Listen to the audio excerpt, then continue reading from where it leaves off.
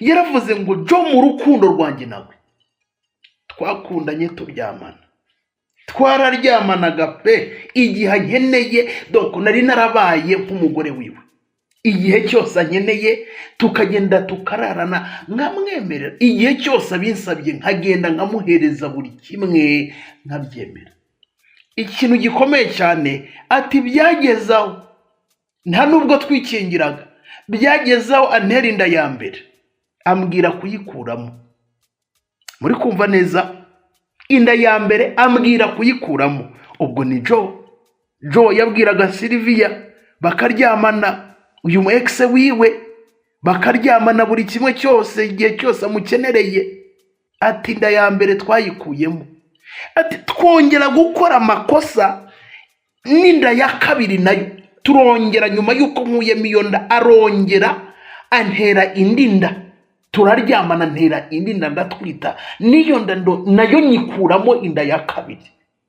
Ati turongera bwa gatatu, inda ya gatatu nabwo nyikuramo, inda ya gatatu nayo nayikuyemo. Jo yaransambanyaga, twakoraga imibonano mpuzabitsina idakingiye tukagenda dukuramo inda. Ati inda ya kane twaryamaniyeho, noneho inda ya kane nagiye kuyikuramo nsanga byabaye ibibazo bikomeye cyane, ivanamo na nyababyeyi. N'amakuru ababaje cyane, amakuru abantu benshi bari gukomeza gutangaho ibitekerezo bigiye bitandukanye bitewe n'ibintu byabaye kuri abo bageni uri kureba kuri iyo screen yawe. N'abageni, umusore yitwa Jo, mu gihe uyu mwana w'umukobwa uri urareba kuri iyo screen yawe yitwa Celine. N'abageni bapfiriye mu bukwe bwabo muri reception. Nyuma y'iminota 30 hari ibintu bahawe muri reception, rwose byasabye iminota 30. Bagiye kurya ako kanya bose bahita bapfa. Bamaze kurya bahise bapfa bitewe n'ibintu byabaye. Ngiye kukugezaho muri iyi nkuru. Iyi nkuru turi buze kuza kuba twakwibanda ku wundi mwana w'umukobwa witwa Sylvia. Sylvia ni umu ex wa Jo, ni umu ex w'uyu musore wari wakoranye ubukwe na Celine. Ariko uyu Celine akaba yari inshuti magara ya Sylvia. Ubwo ni abakobwa babiri bari inshuti ndetse n'umusore umwe. N'abantu mwereka mbanze mbere yuko ntangira aya makuru mbanze mbabwire, niba uzi ko ukunda umuntu ukaba umubeshya, mukaba muryamana, mukaba mukora ibyangwa n'amaso y'Imana, nushake umuntu ujye umuvugisha ukuri. Donc umubwiza ukuri buri kimwe cyose, mureke kuryarya. Nugasanga umusore afite abakobwa 10 atendeka kandi bose bararyamana barasomana bagira gute, cyangwa se ugasanga umukobwa afite abasore n'ubundi nk'icumi ugasanga bose bararyamana. Nimushake mujye muvugisha ukuri, kubera ko urukundo rurababaza. Urukundo rurababaza kandi rukora ku marangamutima. Iyi nkuru byagenze gute? Uyu Jo na Celine n'abageni bapanze uburyo bagomba kuzakora ubukwe, batumira inshuti n'abavandimwe, batumira buri umwe wese, ariko baregerwa mu bukwe bwabo. Bitangira uyu Jo na Sylvia, ubwo ni best friend wa Celine wakoze ubukwe, ubundi bari inshuti bisanzwe. Hanyuma uyu Sylvia akundana n'uyu witwa Jo, uyu musore wakoze ubukwe. Iyo couple iri urareba kuri iyo screen, uyu ni Jo ndetse na Celine. Ngira ngo donc kuri buze kuza kwa wabyumva, nimvuga Celine, nimvuga Jo, nimvuga Sylvia. Sylvia no mu ex w'uyu musore kugira ngo byumve neza. Mbere yaho uyu Sylvia akundana na Jo, urukundo rurendereye pe. Abantu barabimenya, barakundana. Urukundo rw'aba abantu benshi bararumenya ku rwego hari ukuntu nyine couple ibaho, abantu nyine ukabuze ngo barakundana no muri quartier. N'abantu bakundanaga byanyabyo, ntabwo byarangiriraga aho ngaho. Byari bizwi ko Sylvia na Jo baryamana, ariko uyu musore akaba yari umukene, nta mafaranga yari afite.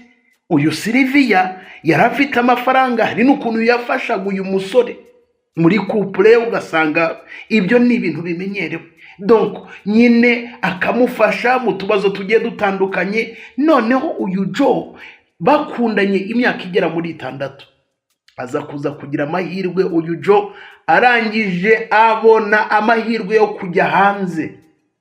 Abonye amahirwe yo kujya hanze, Sylvia numwe mu kubera ko yari umukene, kujya hanze byamusabye amafaranga menshi. Byasabye ko uyu Sylvia yikura ku ikofi. Aramufasha ati, bebe urumva umuntu mumaranye imyaka 6 nta kintu abatazi. Bebe agiye hanze, ari guhahira urugo, agiye kureba uburyo twabaho neza. Arangije yikura amwe mu mafaranga ye aramuhereza kugira ngo atagirira nyine ikibazo, donc cyo kuvuga ngo wenda ntabwo agiye hanze habuze ubushobozi. Aramufoundinga, amuhereza amafaranga ajya hanze. Nyuma y'umwaka umwe uyu Joe agaruka mu gihugu. Agarutse mu gihugu yaje yarahindutse atakikoza Sylvia. Nyuma y'umwaka umwe yarajeho kugira ngo akunde Sylvia, ahita yikundira best friend wa Sylvia witwa, uwo mukobwa uri urareba kuri iyo screen yawe siwe bakundanaga, yakundanaga n'uwo witwa Sylvia wanakoze amahano. Hanyuma uwo mwaka ucamo, araza ntabwo akikoza Sylvia, arangije yikundira umwana w'umukobwa uri kureba banakoze ubukwe witwa Celine.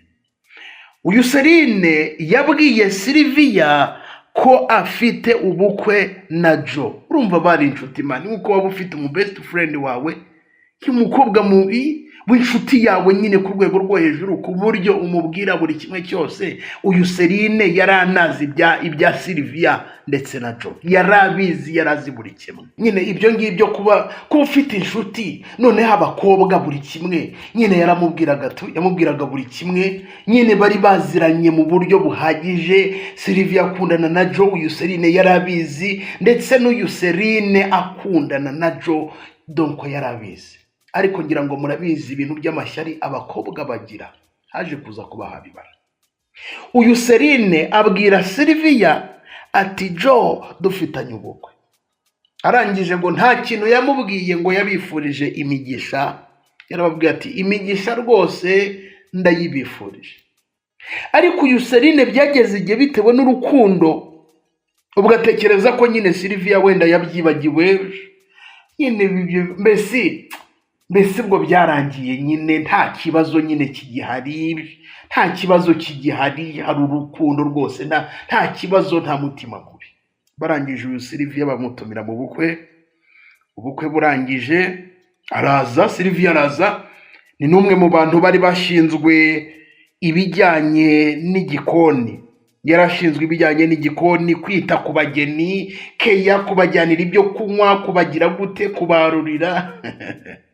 Abantu mwe birarenze, gutegura amasahani abageni bari burireho nyine. Urumva ni amacuti nyine, baravuze nta kibazo. Sylvia nta kibazo, yarabyibagiwe, nta kibazo kirimo. Nawe akabereka ko nta kibazo, ariko ari ahantu abategeye. Uyu Sylvia reka donc habaye gusaba no gukwa. Ubwo nyuma yaho haba ikintu bita reception.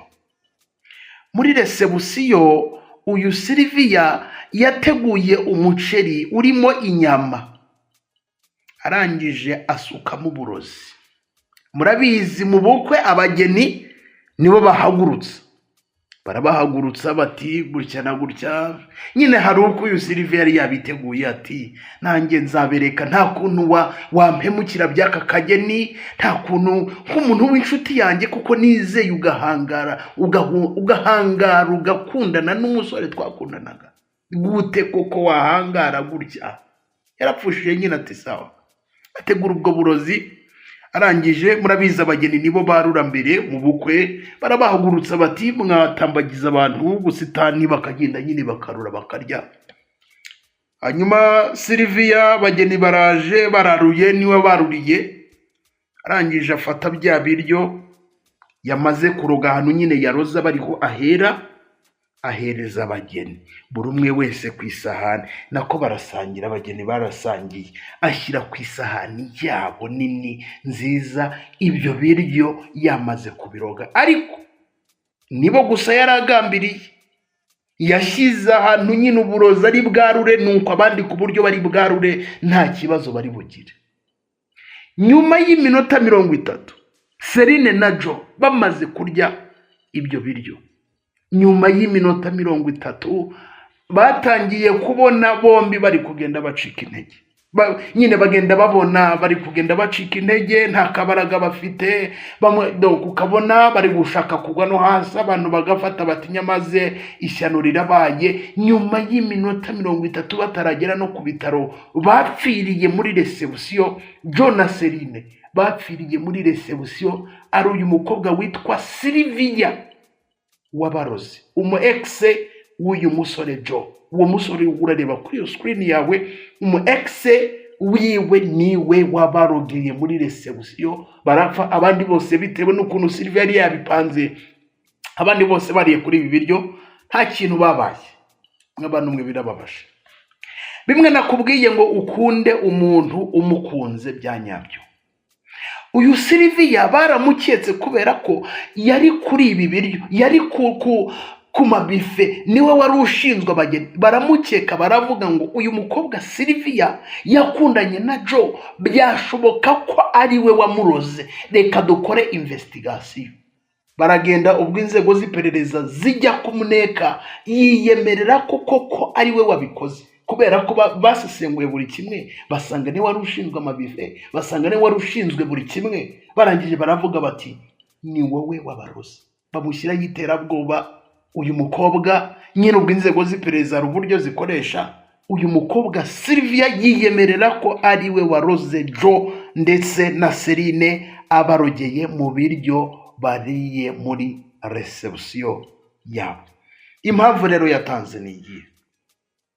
Uyu Sylvia impamvu yatanze, yaravuze ngo uyu Joe yarangambaniye byo ku rwego rwo hejuru. Uyu Celine yari inshuti yanjye, ntabwo nari nzi ko yankora ibi bintu, ntabwo nari nzi ko yanca inyuma by'aka kageni. Uyu Joe yarangambaniye ku rwego nagiye mwishyurira amatike y'indege ajya abroad. Bwa mbere ajya hanze namwishyuriye buri kimwe. Nirengagiza umuryango wanjye, nabo ntabwo bari bifashije amafaranga nari kumuhereza y'indege n'ibindi byo kwifashisha, nari kuyahereza umuryango wanjye, atariko bitewe n'urukundo. Ibyo byose narabyigomwe, mbikora kubw'urukundo kubera ko n'umuntu nakundaga by'ukuri. Yongeraho ikindi aravuga ngo ni ikintu gikomeye cyane yongeyeho. Yaravuze ngo Joe mu rukundo rwanjye nawe twakundanye turyamana, twararyamanaga pe, igihe nkeneye, donc nari narabaye nk'umugore wiwe. Igihe cyose ankeneye tukagenda tukararana, nkamwemerera. Igihe cyose abinsabye nkagenda nkamuhereza buri kimwe, nkabyemera. Ikintu gikomeye cyane ati byagezaho, nta nubwo twikingiraga, byagezaho antera inda ya mbere, ambwira kuyikuramo. Muri kumva neza? Inda ya mbere ambwira kuyikuramo. Ubwo ni Joe yabwiraga Sylvia, bakaryamana, uyu mu ex wiwe bakaryamana buri kimwe cyose, igihe cyose amukenereye. Ati inda ya mbere twayikuyemo, ati twongera gukora amakosa n'inda ya kabiri nayo turongera, nyuma yuko nkuyemo iyo nda arongera antera indi nda, turaryamana ntera indi nda ndatwita, niyo nda nayo nyikuramo inda ya kabiri. Ati turongera bwa gatatu, inda ya gatatu nabwo nyikuramo, inda ya gatatu nayo nayikuyemo. Joe yaransambanyaga, twakoraga imibonano mpuzabitsina idakingiye, tukagenda dukuramo inda. Ati inda ya kane twaryamaniyeho, noneho inda ya kane nagiye kuyikuramo, nsanga byabaye ibibazo bikomeye cyane, ivanamo na nyababyeyi. Ati rero kwihangana byananiye, uko kumpemukira kumeze gutyo, niyangishijwe abandi basore, uyu musore muhereza ibyizere byanjye, none arampemukiye, noneho arongora best friend wanjye, umukobwa w'inshuti yanjye, kubera ko yabonye ko doko nta nyababyeyi nkigira, kubera ko yabonye ko ntazabyara, arangije aranyanga kandi ari we wabikoze. N'abantu mwe aya makuru arakomeye, aya makuru arakomeye. ngira ngo murabizi ko dukora ibintu bijyanye na lifestyle, imibereho y'abantu, uburyo abantu babanye muri sosiyete, how people socialize each other, uburyo abantu bisocializinga each other muri society. Ibi bintu birakomeye cyane, biraba muri sosiyete. Abana b'abahungu barafata abakobwa bakabasambanya, bakagira gute, akamwoshya ngo genda ukuremo inda, umuntu akagenda akabigipampara. Ibi byose ni ingaruka z'icyaha. Ati murumva rero nta kindi nari gukora, nagize umujinya, ibyo nibyo byabinteye kuba narakuwemo nyababyeyi kamvamo, nitangira umusore ngo nukugira ngo mushimishe, yarangiza akanyanga ngo nuko nyine nakuyemo inda ya kane, hanyuma bakankuramo nyababyeyi ngo sinshobora kubyara, akampemukira noneho akarongora best friend wanjye, umukobwa w'inshuti yanjye. Ati ibintu byarananiye kubyihanganira, nibwo nafashe umwanzuro umeze gutya. Ubwo umugisha nyine yasabiye Serine amubwira ati nyamaze Jo turi gupanga ubukwe, twageze igihe tujya mu rukundo. Ariko na Serine nawe ni igicucu. Serine arabibwira umukobwa nyine wakundanaga na boyfriend we. Sylvia akamubwira ndi hafi gukora ubukwe n'akana, kandi azi ko bakundanaga. Mw'abantu mwe birarenze. Iyo muri abantu benshi bari gutanga ibitekerezo bigiye bitandukanye, ni inkuru iteye amarangamutima, ni inkuru yabereye ni hano hirya muri Ghana, Africans turi umwe man African, turi umwe, usanga imico ihuye, yabereye muri Afurika, ariko ibihugu bigiye bitandukanye, abantu benshi bari kumenya ibyajya makuru, haba no kwisa abantu benshi. Ni inkuru iri tragique ku rwego rwo hejuru nyine, abantu benshi bari gukukuye umutima bavuga bati se koko ibi bintu uko birenze. Nyine ni inkuru umuntu ari kumva akumva irenze ubwonko. Can you imagine abageni banashyinguye kubera ko bari barasezeranye, baragize gute, uyu Sylvia abireba atari kuyu musore nahaye byose, akaba mpemukiye byaka kageni koko nzamukorera iki. Satani aramusura ati nanjye zamwereka. Ariko nawe byumve, uri umukobwa, umusore akajya aza akakoshya, mukaryamana, mugakuramo inda ya mbere, iya kabiri, iya gatatu, iya kane, none ikajyana na nyababyeyi, ku buryo udashobora kongera gutwita. Ntiwatwita ngo bikunde, ntiwajya kubyara ngo bikunde, ubwo biba byararangiye. Hanyuma umuntu akaguhemukira. Nyine birenze ukwemera. Ndetse na nyuma yaho yuko iyo nyababyeyi ivuyemo, noneho uyu Jo yagiye yisanzura, akajya ajya noneho akavuga ati noneho nta kwikanga dufite. Okay, uyu Sylvia nyine mwisanzuraho, noneho nyine uko banaryamanaga nyine birushaho, kubera ko yavugaga ati ntabwo azabyara, ntabwo azagira gute, ntacyo ndi kwika. Ariko aza kumuhemukira, aramwanga. Urumva ari n'umuntu wenda wundi bitabaye n'ibingibi byonyine amuteye inda, bashobora no kujya kwikora nk'ibyo Yuda yikoze. Mw'abantu mwe birarenze. Ni inkuru nari naguteguriye. Mu by'ukuri niba ukunze umuntu umukunde by'ukuri, mwirinde kubeshya abantu, kubabaza umutima, amarangamutima. Buriya kubeshya umuntu amarangamutima y'umuntu ni ibintu bibabaza cyane. Nge gukunda, niba ukunze umusore umukunde nyine n'umutima wawe, niba ukunze umukobwa, abantu bakunda ni nyine bya nyabyo, atari ibintu byo gucengana. Umuntu araje ugasanga umusore asambana n'abakobwa 10, ugasanga umukobwa nawe nuko abasore 10 bararyamana kandi akabaheza. Ibyo bintu ni ukwigica, ni ukwibeshya, kubera ko burya baravuga ngo ikintu bita fitire idufitiye umukoro ukomeye cyane. Iyi si iri kwirukanka, sinzi niba mutabibona. Abantu bakiri muri ibyo bintu rwose, mushatse mwabireka mukajya mukunda abantu by'ukuri. Niba ukunze umusore mukunde, niba utamukunda ubimubwire uti nyamaze ntabwo ndi ready. Ibintu bitaragera kure, umuntu atarakwimariramo, ataragira gute, bikageraho abantu bicana. Please, nukuri abantu bakundane nyine bya nyabyo, bakundane by'ukuri, birinde kubeshya abakunzi babo. Burya nicyo Imana ishaka. Imana n'urukundo, kandi Imana ntibeshya, Imana isobanura ukuri. urumva nyine bw'abantu mwe birarenze. Ndatekereza ko nibutwandikire ibitekerezo byanyu mukatubwira ngo bimeze gute. Ndabakunda, nitwa Shadu, iyi ni Shadu 250 TV. Niba utarakanda subscribe ubikore, tujye tubana mu nkuru n'ibiganiro tugenda tubagezaho tano kwa tano.